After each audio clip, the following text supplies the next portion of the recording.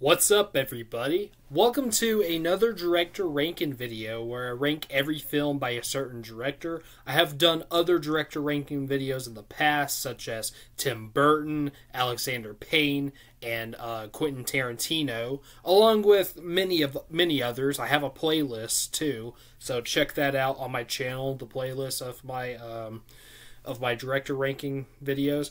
But today I will be ranking all four of Spike Jonze's films. Yes, Spike Jonze. Spike Jonze is a very good director. The only problem is he only has 4 films.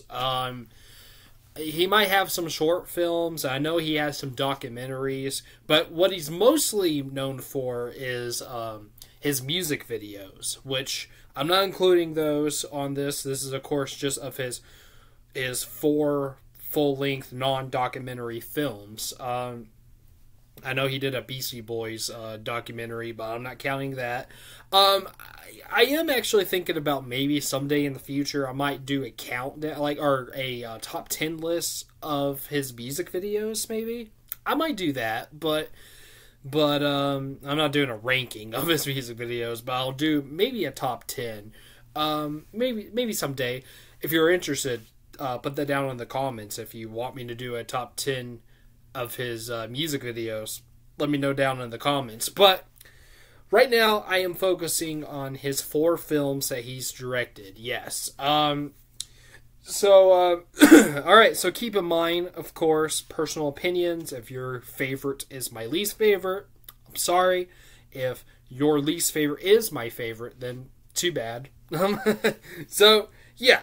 Alright, so with all that out of the way, let's go ahead and get started, shall we?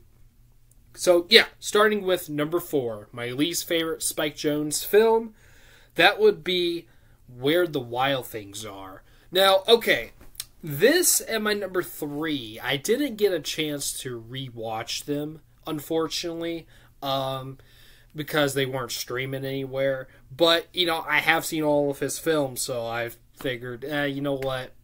It's been a while since I've done a director ranking video anyway, so I might as well just go ahead and do this one. So, but Where the Wild Things Are, I remember watching at least all the way through this movie once. At least once.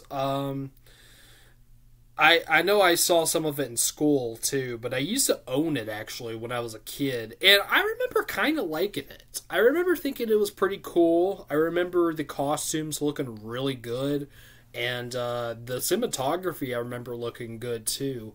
I just have this at number 4 for now because it's been a long time since I've seen this movie, but I have heard that for most people, even if they do like this movie, it's still probably his worst film, just out of the 4 that he's done.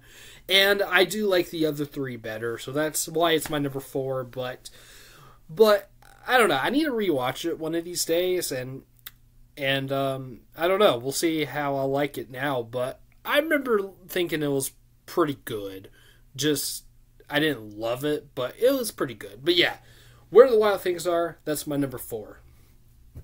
Okay, coming in at number 3. Now this one, some people might get mad at me for putting this low on the list, but because some people might have this as their number 1. And I do get it, but my number 3 is his debut film, and that is Being John Malkovich. Now, okay. I kind of have a love-hate relationship with this movie. Well, I wouldn't say hate, but this movie is really fucking weird. It really is. I mean, I think all of his movies are weird anyways, but this is definitely his weirdest, in my opinion. Yeah, the reason why I think it's weird is not because of the John Malkovich stuff. I like that. That's the part of the movie I really enjoy, is the John Malkovich stuff. Whenever they do go into the mind of John Malkovich, and whenever John Malkovich himself is on screen, He's great and very entertaining. In fact, my favorite scene in the movie is whenever he goes into his own mind and he's in this diner where everybody has his face and they all say, Malkovich, Malkovich, Malkovich. That is great. That is really funny, and that was very well done. I love that scene. However, the stuff or at least I'm not sure about, and I actually find to be even weirder than the John Malkovich stuff, is actually the three main characters, which are played by, and done brilliantly too, I should say, by John Cusack, Catherine Keener, and Cameron Diaz. All do great jobs. Even Cameron Diaz. I'm not even a big Cameron Diaz fan. I don't really like her all that much as an actor, but this is one of her best performances. I like There's Something About Mary better, but yeah, she's still really good in this movie. And the other two as well. Like, no disrespect to the actors, they all did a great job. But however, it's the characters that I don't really like, and also the thing that happens with them, especially at the end, which I won't say what happens at the end of the film because of spoilers, but I will say there is like a love triangle thing with the three characters.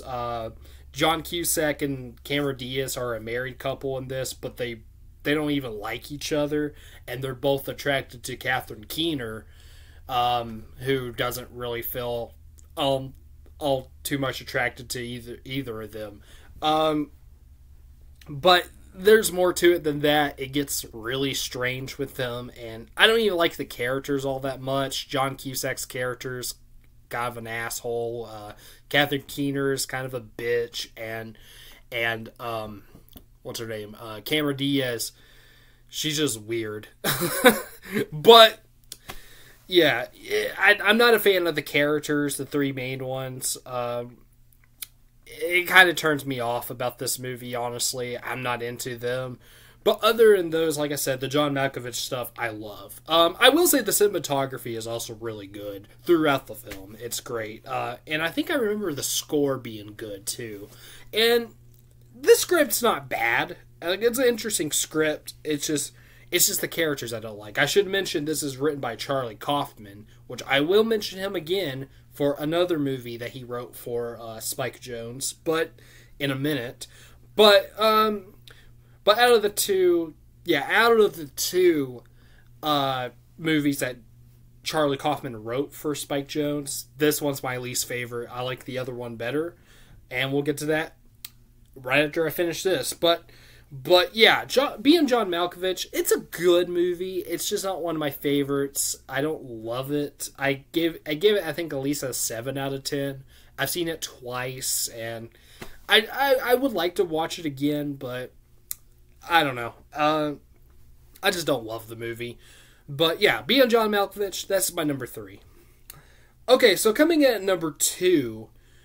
this used to be my number 1 until I rewatched my number 1, and then I'm like, okay, no, I like this one better. But my number 2 is the second movie that Charlie Kaufman wrote for Spike Jonze, and I do think is actually better. That is Adaptation. Adaptation is an amazing movie. I absolutely love this. It has an amazing script. And I even think it's better than being John Malkovich. Even the script, I think, is better. And a very unique script at that. I mean, being John Malkovich is unique too. But this one is about the writer, Charlie Kaufman. This is about Charlie Kaufman trying to write a screenplay to Susan Orlean's book, The Orchid Thief. But he can't think of how to make a movie interesting and make a movie about flowers interesting, so he has a writer's block. That's the movie, and it's actually based on kind of somewhat true events, because in real life, like after being John Malkovich, after he wrote that, at least he was actually trying to write a screenplay for The Orchid Thief. And he had writer's block. He couldn't think of how to make it interesting. So instead, he writes this movie, which is somewhat of an adaptation to The Orca Thief. If there is an adaptation to The Orca Thief, it is this, because there is some of that of the story of that book in this movie too. So it's very, very interesting how he did this movie. It is like one of my favorite scripts ever, just for that reason alone, because it's kind of almost based on true events. I mean, somewhat. Of course, it's fictional, because for one thing, Charlie Kaufman has a twin brother in this movie, which he doesn't in real life. And what's really funny is that Donald Kaufman is the only fictional character to be nominated for an Oscar, because this movie is, if you look at it, even on the front, it says screenplay by Charlie Kaufman. You probably can't read it, but it says screenplay by Charlie Kaufman and Donald Kaufman. So he actually added his fake twin brother to the script of this movie, which I think is pretty genius. It's funny, but it's genius. So yeah, that's awesome. And I didn't even mention the cast, which I will now. The cast is phenomenal. You got Nicolas Cage as Charlie and Donald Kaufman in this movie. He plays both, and he is amazing as both characters. Like, if I'm going to be honest, I think this might be his best performance. Like, I honestly think that this movie has his best performance. And unfortunately, he didn't win an Oscar. I wish he did. I think he was nominated, but I don't think he won. Meryl Streep was also nominated, and she plays Susan Orlean, the writer, and she's great too as well. This is my favorite Meryl Streep performance, without a doubt.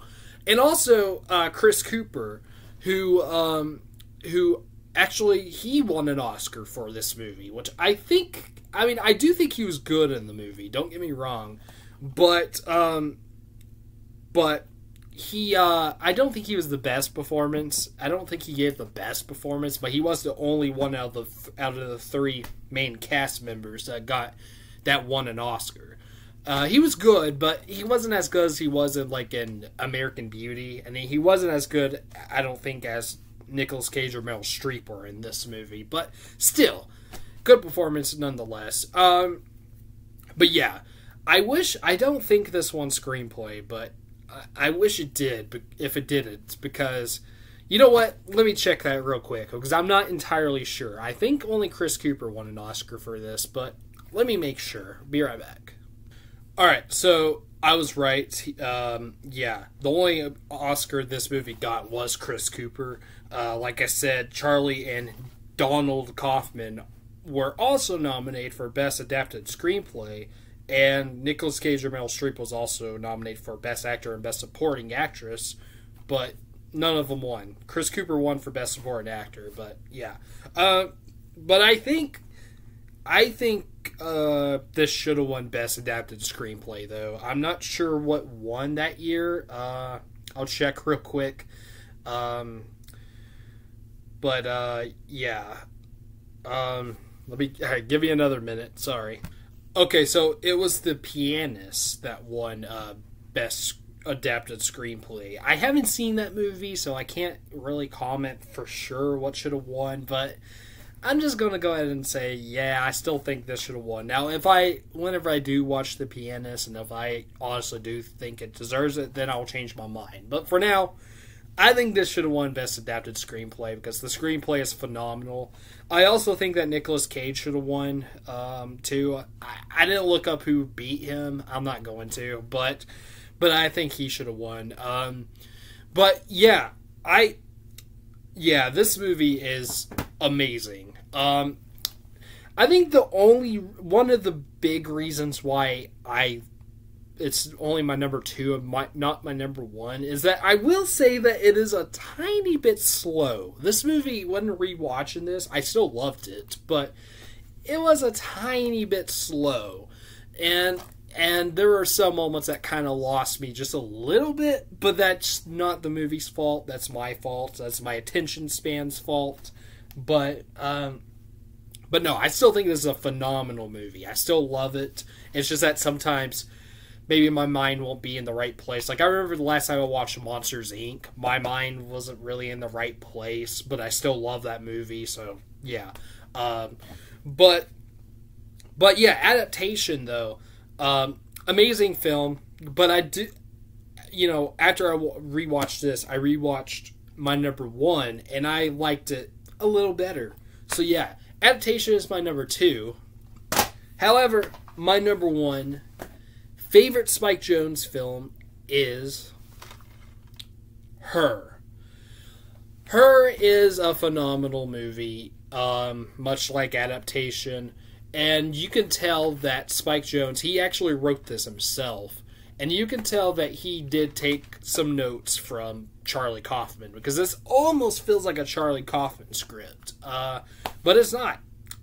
Spike Jonze wrote this, and he did a phenomenal job. And it's even a personal story, too, I should mention, because this is actually somewhat based upon Spike Jonze's, of his divorce with Sofia Coppola. Those of you who don't know, Spike Jonze was married to another great filmmaker, Sofia Coppola, daughter of Francis Ford Coppola, of course, who directed the only movie I've seen from her that is Lost in Translation. She also directed other movies like The Virgin Suicides and The Bling Ring, and she has a new movie about Elvis's wife coming out. But yeah, this is somewhat based on Spike Jonze's divorce, too, with Sofia Coppola. Because in this movie, Joaquin Phoenix, who is fucking phenomenal in this movie, I should mention, he goes through a divorce with his wife, who is played by Rooney Mara. And that's pretty cool. But what's kind of interesting is that 10 years before this movie, Sofia Coppola wrote and directed, well, I just mentioned it, Lost in Translation, and that was also based on her and Spike Jonze's relationship, because in that movie, Scarlett Johansson was going through not a great relationship with her boyfriend in that movie, or husband, actually. So both of those movies, both Lost in Translation and Her, are both very personal, and they're both by the people that was in an actual relationship who were married and later went through divorce. So, like I said, Sofia Coppola's was about just the struggle of that relationship, and then Her is about the divorce. So I find that very interesting. I just wanted to mention that because I don't think I ever said that on this channel, and I kind of learned that recently. Like, I had no idea. I didn't even know that Spike Jonze and Sofia Coppola were even married. I thought that was very interesting when I first heard about that. So, have a double feature with Lost in Translation and Her, if you haven't already. It's pretty interesting. Lost in Translation, I should mention, it is also a great movie, but I like Her a little bit better. So anyways, back to Her. Her is an amazing film. I gotta say, Joaquin Phoenix, as of right now, is my favorite actor. And this is my second favorite performance of his, right after Joker. I think he's better in Joker. I love him in Joker to death. But him and Joaquin and Her is phenomenal as Theodore. And he has an amazing relationship with his operating system, who is voiced by Scarlett Johansson, which I wonder if that's a coincidence, because Scarlett Johansson was also in Lost in Translation, and she's in both of these movies. I don't know, but Scarlett Johansson does an amazing voice performance in this film too, and she is phenomenal without a doubt. Even though she's just doing voice acting, she's still great as Samantha. Like, I even like Samantha as a character. She's awesome. Also, you got Amy Adams and Rooney Mara, who I mentioned earlier, and even Olivia Wilde, and for some reason Chris Pratt. But it's kind of weird that he's in this movie. But but still, like, even Chris Pratt's not bad, and those other actresses I mentioned are great too. But yeah, oh, Portia Doubleday too. Portia Doubleday's in this movie. I like. She's like in only one scene, but yeah, she was good in it too. Just a really good and also very sad movie, just about love. I mean, this movie though does have its ups and downs about love, because it starts out with Theodore going through a divorce, but then he finds love again with an operating system. And I'm not going to say what happens at the end, but it does get kind of emotional again. I'm not going to say though, but yeah, like, and I have to say this was the first movie that ever made me cry. I don't cry very often in movies. I really don't. My second favorite movie of all time is The Whale, which is a very emotional movie. I didn't even cry in that. I came close, but I didn't. But this is one of the few movies that actually made me cry. It was the first one that ever made me cry. And yeah, it's a very sad movie. But there are some happy moments, of course. There's some good moments in this movie, and even some funny moments at times too. And it's a phenomenal movie. It's a masterpiece, I think.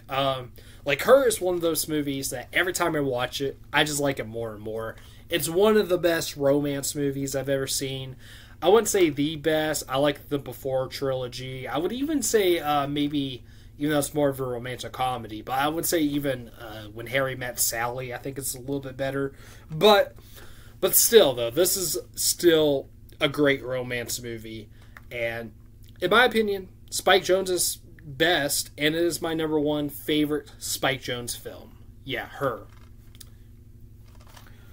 Alright, there we go. There is my ranking for all four of Spike Jonze's movies. So in the comments, if you have seen all four Spike Jonze movies, give me your ranking for them. And if not, just say what your favorite and least favorite is of what you have seen. So yeah. Okay, so next, so I think this coming Saturday, hopefully, I think might be a new episode of Your Cousins Are Critics. We still haven't watched it yet, but we are planning on doing The Lost Boys, for Halloween. And also, we're also planning on doing Infinity Pool, which is a Brandon Cronenberg film. We're also planning on doing that, I think, afterwards. That might be the next one after that. So look out for that, for the Lost Boys episode, hopefully, and maybe the Infinity Pool one too after that. But look out for those. We'll look out for, like I said, hopefully the Lost Boys on Saturday, the Lost Boys episode on Saturday, and next Wednesday there is also going to be another director ranking video. I'm almost done with this certain one. It's going to be on Adam McKay. Yeah, Adam McKay. The only movie I have left to watch, which I'm currently watching, is Vice. And then I'm going to rewatch a couple other of his films because I owned them. So, well, actually, I own one of them, but anyways, but there's a couple of them that I also want to rewatch. But there should be an Adam McKay ranking, hopefully next Wednesday. So look out for that. Yeah. So, all right. So please like, subscribe, comment, and hit the bell, and also share as well. And I'll see you later. All right. Peace.